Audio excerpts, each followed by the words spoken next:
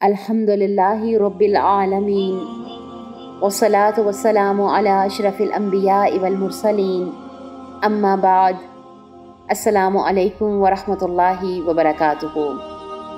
آج کا سچا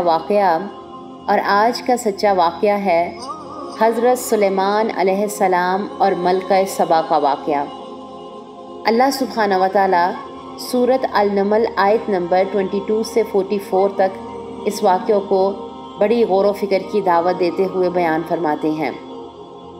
قرآن میں ملکہ کا نام نہیں لکھا، بلکہ جس علاقہ کا نام لکھا ہے وہ اب یمن میں ہے۔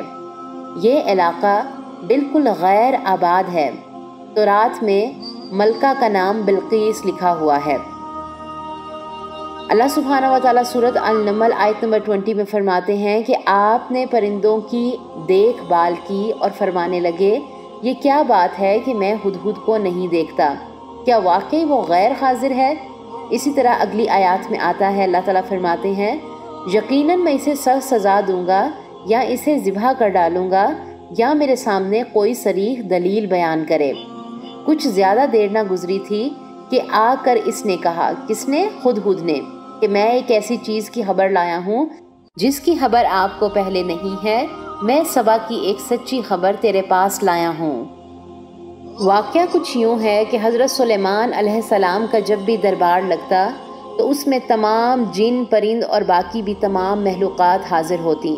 ایک دن دربار لگا تو آپ نے دیکھا کہ ایک پرندہ ہدہد غیر حاضر تھا، جس پر آپ نے فرمایا کہ مجھے آج ہدہد پرندہ نظر نہیں آ رہا۔ اس کو وجہ بتانی ہوگی کہ وہ کیوں غیر حاضر ہے۔ اگر اس نے کوئی معقول وجہ نہ بتائی تو میں اس کو ذبح کر دوں گا۔ اس کے کچھ دیر کے بعد ہدہد حاضر ہو گیا۔ آپ نے جب غیر حاضری کی وجہ پوچھی تو ہدہد نے کہا کہ میں آج ایک خاص خبر لے کے آیا ہوں جو آپ کو پہلے معلوم نہیں ہے۔ آپ کے ملک کے نزدیک ہی ایک دوسرا ملک یعنی کہ یمن ہے، جس پر ایک عورت حکمران ہے۔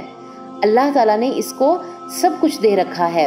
اس کا تخت بڑا اور خوبصورت ہے، مگر اس ملک کی ملکہ اور عوام کو شیطان نے گمراہ کر رکھا ہے۔ یہ قوم سورج اور بتوں کی پوجا کرتی ہے۔ یہ قوم اللہ تعالیٰ جو وحدہ لا شریک ہے اس کی عبادت نہیں کرتی۔ یہ سن کر حضرت سلیمان علیہ السلام نے ایک خط دیا اور ہدہد پرندے کو حکم دیا کہ میرا یہ خط لے جاؤ اور جا کر اس خط کو ملکہ کی گود میں ڈال دینا اور چھپ کر دیکھتے رہنا کہ وہ آپس میں کیا باتیں کرتے ہیں، اور میں تمہاری آزمائش کروں گا کہ جو تم نے کہا کیا وہ سچ ہے۔ ہدہد پرندے نے خط لے جا کر ملکہ کی گود میں ڈال دیا اور تھوڑی دور جا کر ان کی باتیں سننے لگا۔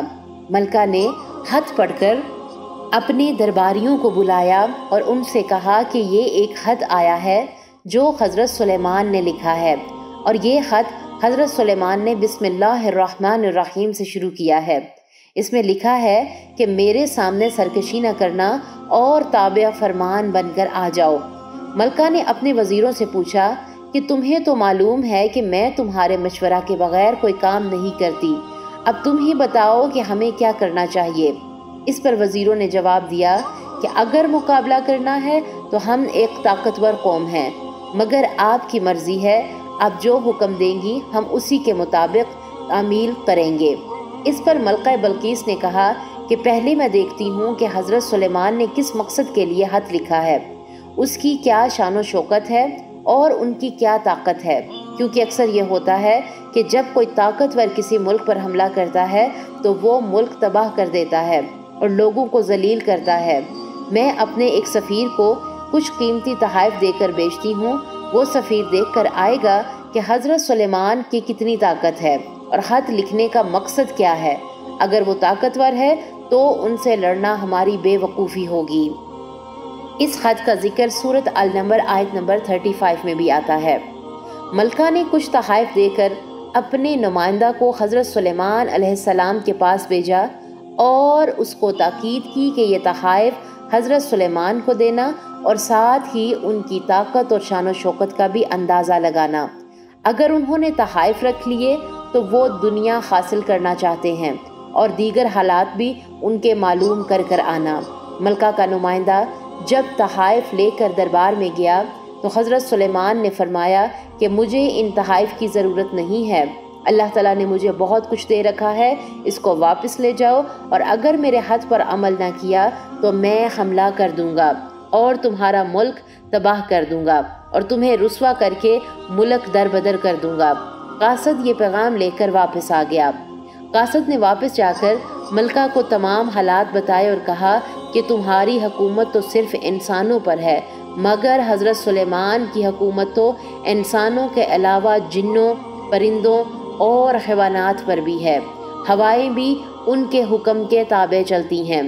قاصد کی یہ باتیں سن کر ملکہ نے خود جانے کا ارادہ بنایا۔ ادھر وحی کے ذریعے حضرت سلیمان کو بھی پتہ چل گیا کہ ملکہ خود آ رہی ہیں، تو حضرت سلیمان نے اپنے دربار میں حاضر تمام لوگوں سے فرمایا، وہاں پر جتنی بھی چرند پرند اور جنات موجود تھے سب کو مخاطب کیا کہ بتاؤ کہ کون ملکہ بلقیس کا تخت لا سکتا ہے۔ اس پر ایک جن نے کہا کہ میں ملکہ کے آنے سے پہلے ہی تخت یہاں لا سکتا ہوں، مگر وہاں ایک مومن موجود تھا جس کو اللہ تعالیٰ نے کتاب کا علم دے رکھا تھا۔ اس نے کہا کہ میں آپ کے آنکھ چھپکنے سے پہلے تخت لا سکتا ہوں۔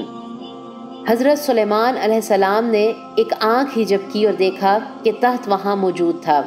یہ دیکھ کر حضرت سلیمان علیہ السلام نے اللہ تعالیٰ کا شکر ادا کیا اور کہا کہ یہ سب میری آزمائش ہو رہی ہے تاکہ میں اللہ تعالیٰ کا شکر گزار بندہ بن جاؤں۔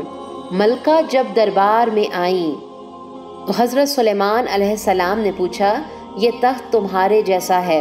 جس پر ملکہ نے حیرانگی سے کہا کہ یہ تخت تو میرا ہی ہے۔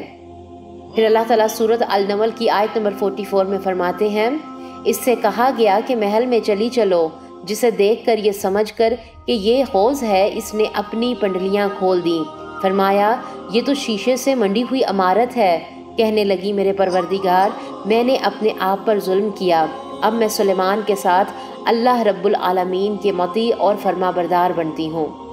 یہاں پر ملکہ جب دربار کے اندر جانے لگیں تو دربار کے نیچے پانی کا حوض تھا جس پر شیشے کا فرش لگا ہوا تھا۔ ملکہ نے سمجھا یہ پانی ہے۔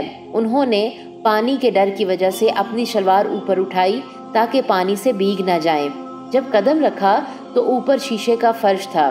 یہ دیکھ کر ملکہ نے کہا کہ تمہارے رب پر میں ایمان لاتی ہوں اور تمہارا دین میں قبول کرتی ہوں۔ یہاں پر ہمارے عمل کی بات اور کچھ سوالات کہ اسلام قبول کرنے کی وجوہات کیا تھیں ان کی۔ حضرت سلیمان کا خط جو اللہ تعالیٰ کے نام سے شروع کیا کہ اللہ تعالیٰ نہایت رحمان اور رحیم ہے۔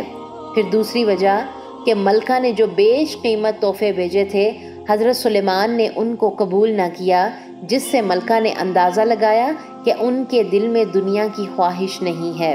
پھر تیسری وجہ کہ ملکہ کو معلوم ہوا کہ حضرت سلیمان علیہ السلام کی زندگی ان کی حکمت اور حق کی دعوت دینا تھا۔ پھر ملکہ کا تخت یمن سے حضرت سلیمان علیہ السلام کے پاس پہنچ جانا یہ ان کے لیے ایک حیرانگی کی بات تھی اور عقل کو جھنجھوڑ دینے کی بات تھی۔